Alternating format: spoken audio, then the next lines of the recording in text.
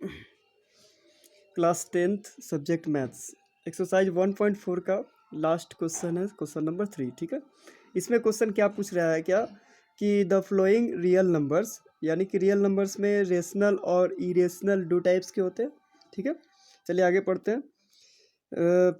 The following real numbers have decimal expansion, इन सब का decimal expansion as given below, है ना। इन सब के डेसिमल एक्सपेंशन दिए गए हैं। इसमें से प्रत्येक केस में हमको ये, प्रत्येक क्वेश्चन में हमको ये बताना है डिसाइड करके कि decide whether they are rational और नॉट, वो रेशनल है या नहीं है ना। इफ़ दे आर रेशनल, अगर वो रेशनल है तो end of the form P by Q, यानी कि पी बाई क्यू के फॉर्म में है कि नहीं है ना। पी बाई रेशनल है तो पी बाई क्यू के फॉर्म में होगा, लिखेंगे, है ना। तो ये बताना है और ये भी बताना है what can you say about the prime factor of Q. P by Q के फॉर्म में अगर लिख सकते हैं तो क्यू का प्राइम फैक्टर क्या क्या हो सकता है, इस डेसिमल एक्सपेंशन को देख करके हमको बताना है। ठीक है, तो इसमें क्या क्या पूछे गए हैं। सबसे पहले तो ये पूछा गया है कि रेशनल है या नहीं है। दूसरा क्या पूछा गया है कि इसको हम पी बाई क्यू के फॉर्म में क्या लिख सकते हैं। अगर रेशनल है तो पी बाई क्यू के फॉर्म में लिख सकते हैं। तो यदि अगर लिख सकते हैं पी बाई क्यू के फॉर्म में, तो यह बताना है कि इसका क्यू जो होगा, डिनोमिनेटर जो होगा, उसके क्या क्या प्राइम फैक्टर हो सकते हैं। ठीक है, ठीक है। तो इसका क्वेश्चन नंबर 1, 2, 3 देखेंगे। क्वेश्चन नंबर 3 का फर्स्ट क्वेश्चन है 43.123.123456789 तक है ना। तो यहाँ पे हम लोग क्या देख रहे हैं कि डेसिमल में कहीं ना कहीं स्टॉप कर गया, इसके बाद कुछ नंबर्स तो नहीं है, कोई डिजिट नहीं है इसके बाद।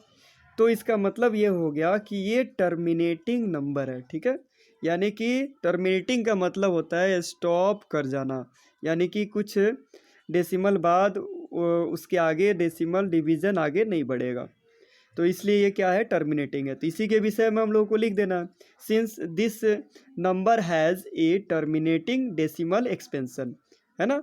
इसका डेसिमल एक्सपेंशन कैसा है, तो टर्मिनेटिंग है। तो लिख सकते हैं therefore it is a rational number. ये क्या होगा, जब टर्मिनेटिंग है डेसिमल एक्सपेंशन, तो इसको हम कह सकते हैं कि यह रेशनल नंबर होगा of the form P by Q, यानी कि पी बाई क्यू के फॉर्म में होगा। तो लिख सकते हैं देयरफॉर। अब इसका जो प्राइम फैक्टर होना चाहिए, क्या होना चाहिए, prime factor of Q will be either 2 और 5, आइदर 2 और 5 और बोथ, है ना, इस टाइप के हो सकते हैं। अब जैसे मान लीजिए कि इस टाइप के एग्जांपल्स अगर कुछ देखें हम लोग, जैसे 3/2 है, तो 3/2 का वैल्यू क्या आएगा, 1.5, है ना। उसके बाद से सपोज डैट हम लोग लिखते हैं क्या, 4/5। ठीक है, तो 4/5 का वैल्यू अगर देखें तो 0.8। अब इसमें देख क्या रहे हैं कि इसका डेसिमल फ्रैक्शन जो है ये हो गया।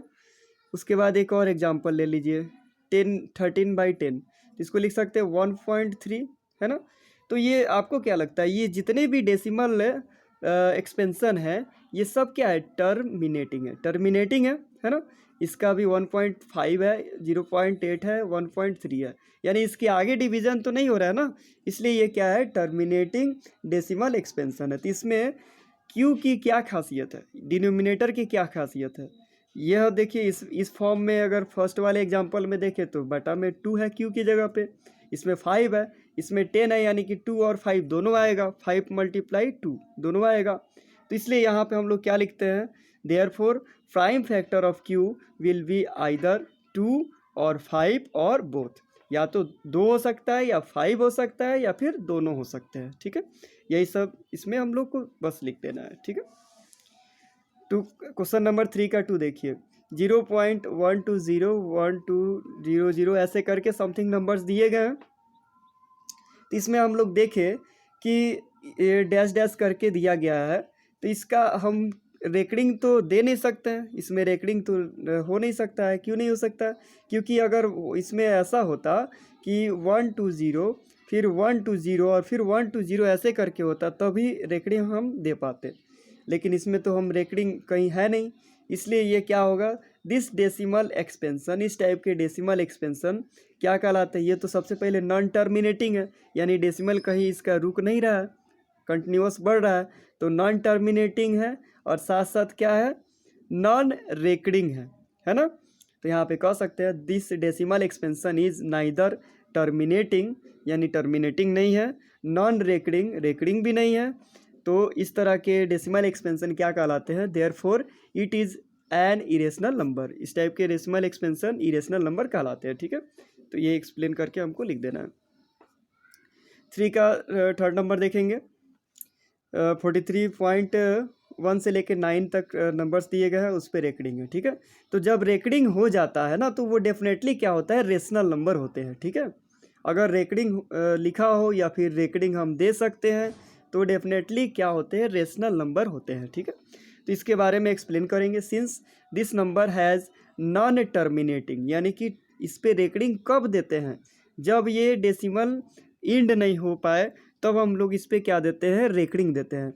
जैसे मान लीजिए कि हम कोई एग्जांपल ले 10/3, अगर इसमें हम डिवाइड करें तो 3 3 जा 9, पॉइंट आया 1 आएगा रिमाइंडर, तो डेसिमल दिए हैं तो 0 आएगा, फिर 3 3 जा 9, फिर आएगा 1, इस तरह से 3 3 एंड सो ऑन आते जाएगा। तो ये क्या आ रहा है, बार बार ये रिपीट कर रहा है ना, तो ये तो ऑलरेडी नॉन टर्मिनेटिंग होगा ही, क्योंकि ये डिवीज़न कभी ख़त्म नहीं होगा। इसलिए यहाँ पे लिखा गया this number has non terminating and recurring, यानी कि इस पे हम लोग रेकरिंग तो दे सकते हैं, बार बार रिपीट कर रहा है तो रेकरिंग दे सकते हैं।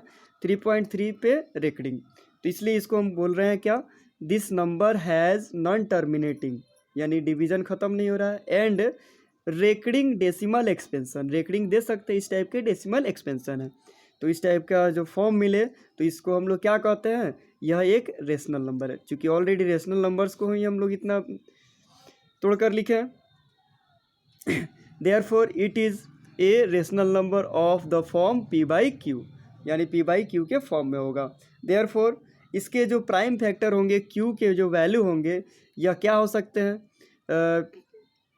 अदर नंबर हो सकते हैं, या फिर इसके साथ 2 और 5 भी हो सकते हैं। ठीक है, तो the prime factor of q will be other than, यानी कि अदर नंबर के साथ साथ 2 या फिर 5 भी हो सकते हैं। ठीक है, इस तरह से हम लोग इसको सोल्व करते हैं।